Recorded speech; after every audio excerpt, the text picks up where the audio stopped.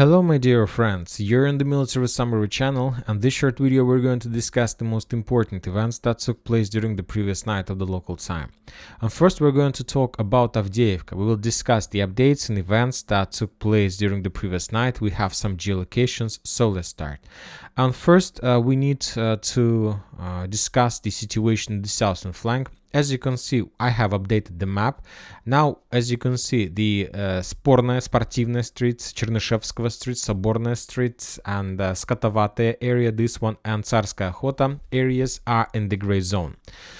We colored this territory as a gray zone because yesterday we got a lot of updates about the Russian attack, but we didn't have, and yesterday we didn't receive even a single geolocated confirmation of Russian progress. But today we got the first geolocation, and now we have the right to change the color, and we will update the map before the next video. And we got the geolocation from the 110th Mechanized Brigade. I'll remind you that this is 110th Mechanized Brigade, the base of defense of Ukrainians in Avdiivka, and this brigade published the video on this area along Soborная Street in this building, exactly in this area. The video was geolocated.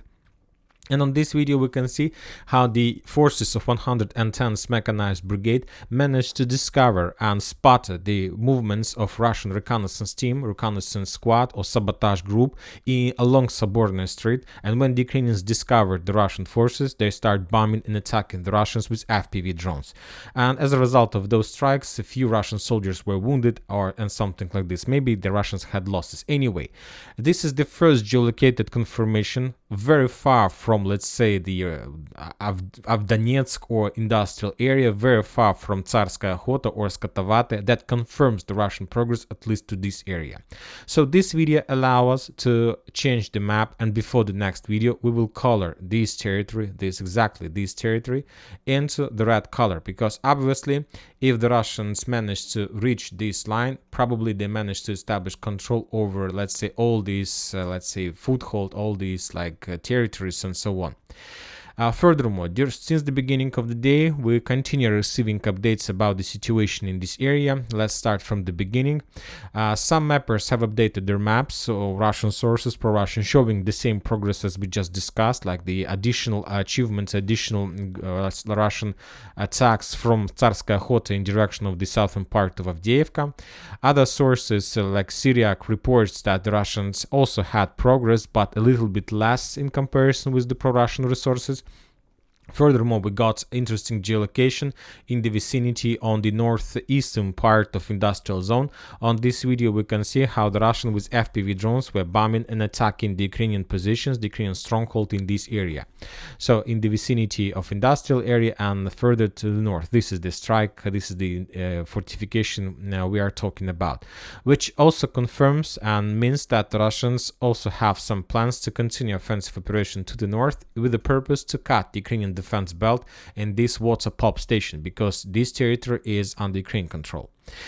And a few more things that we should discuss about the southwestern direction. The Russians this morning start another offensive operation. According to the pro-Russian sources, at 5 a.m. First the Russians tried to discover and they managed to discover the Ukrainian air defense forces. After that, the Russians brought very close to the combat line artillery and multi-launch rocket systems. And somewhere at 6 a.m. the Russians start bombing and attacking the Ukrainians with salt flamethrower systems and multi-launch rocket systems within a very short distance. Later at 5 a.m. we also the Russians start bombing Avdiivka with FABs, with significant number of FABs, after they managed to suppress the Ukrainian air defense. And after 6 a.m. everything become calm, so everything go to complete silence, which means that the Russians start working with infantry. So at 6 a.m. of the local time, the Russians launch probably the third wave of offensive and storm operation in the southern part of Avdiivka. Furthermore, during the night we got another very interesting update that the Russian forces managed to enter, and they have possibilities to bypass significant distances and to enter the 9th quarter.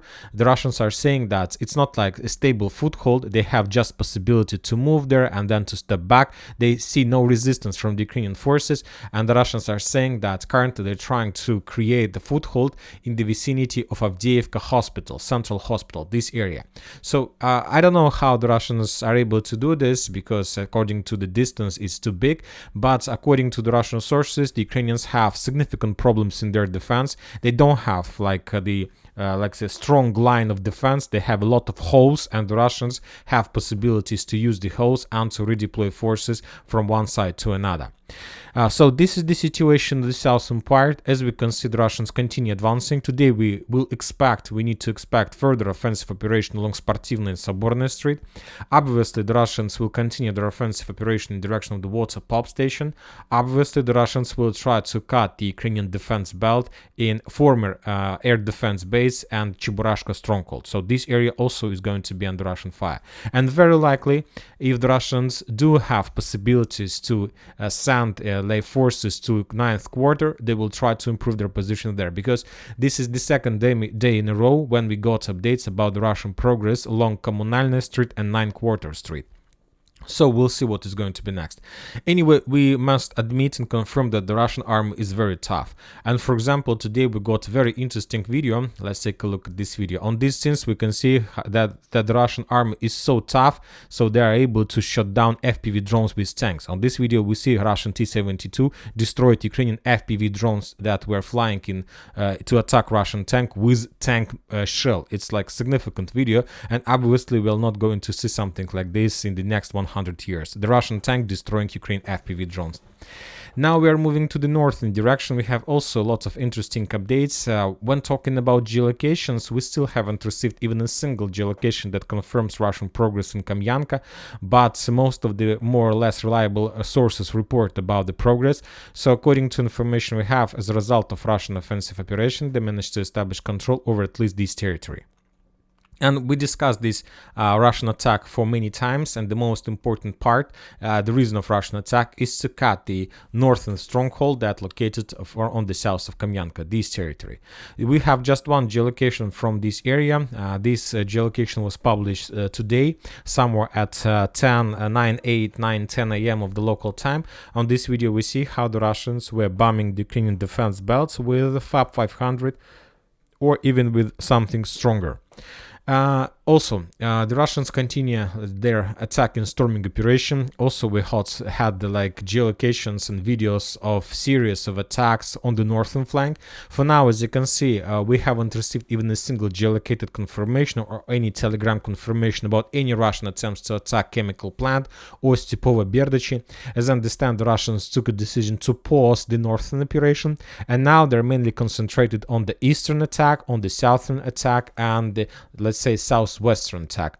So according to my understanding, the most important and let's say the massive updates we're gonna receive from along this let's say red line. The Russians will attack like all over this let's say front line. Furthermore, the Russians continue FPV droning of Ukrainian positions in Pervomaiska itself. Very likely that within the next few days we're going to receive, or even today, we're going to receive more updates about additional Russian progress in Pervomaiska and, let's say, Ukrainian withdrawing positions. Very interesting update is coming from Kiev. According to information we have, on this night we start receiving updates from Ukraine that Zaluzhny was dismissed. Unconfirmed information has appeared that the breakthrough of Russian troops in Avdiivka was the reason for the removal from office of the commander-in-chief of the armed forces of Ukraine, Zaluzhny, whose replacement is supposed to be the head of Ukrainian main directorate of intelligence, Budanov. So as we understand, Zaluzhny is going to be a man who will be blamed for the failure of Avdiivka defense operation. Very interesting. We'll follow this situation as well. I don't think that this guy is going to surrender and give up. Now we are moving to the northern part, to Kupiansk direction, where we also got significant number of very interesting updates. And according to information we have, as a result of Russian offensive operation, the Russians managed to establish control over this village by the name of Krokhmalne. We were talking about this territory yesterday. We were talking that Ukrainians started redeployment of the territory defense brigade of 103rd brigade, and they were trying to create defense in this area, but they were defeated and were forced to step back in direction of Tabaevka, Peshchane, Berestova. And the situation for the Ukrainians is getting worse and worse in this area, because now the Russians have possibilities to choose the next direction of attack. And according to the most of let's say sources, including pro-Ukrainian and pro-Russian, the Russians managed to create a very powerful and long defense, let's say not defense but foothold in this area, and this is the current Russian progress in the area of Krokhmalne. So this is the Russian, let's say, progress, advance, and now from this foothold that located on the Ukrainian side of the railways, the Russians can choose where to attack next. The Russians can attack Tabayevka, the Russians can attack from Krokhmalne Peshchane, the Russians obviously can attack Berestove from Krokhmalne, and also the Russians can attack Berestove from Novoselovskaya, from this area. Furthermore, the Russians have possibilities to attack Kislovka-Kotlarovka from the same Krokhmalne foothold from the south, and the Russians can attack Kislovka-Kotlarovka through Ivanovka and Yagidnaya from the north. So as we can see, the situation is very difficult for the Ukrainians, and obviously because of the fact that the Russians have a lot of options and the Ukrainians need to stretch their forces all over the combat line. So of course we can say that for successful attack you need to have a ratio at least 1-to-4. It's like a rule, right?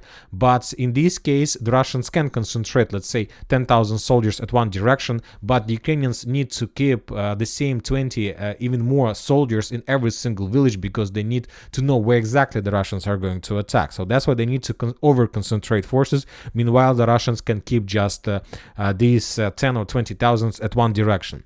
So obviously, during the next 24 hours, we're going to receive more updates from this territory. Furthermore, the Russians, to support their offensive operation on Kupiansk direction, have redeployed significant number of Ka-52 helicopters, which will support the Russian offensive operation, will destroy the Ukraine armored vehicles, tanks, Leopards, Challengers, maybe Bradley, Strikers, everything they have, to ease the Russian progress and to ease the Russian movements from one part of from Kupiansk on Kupiansk direction. Also, we have very interesting geolocations from Urozhaine area.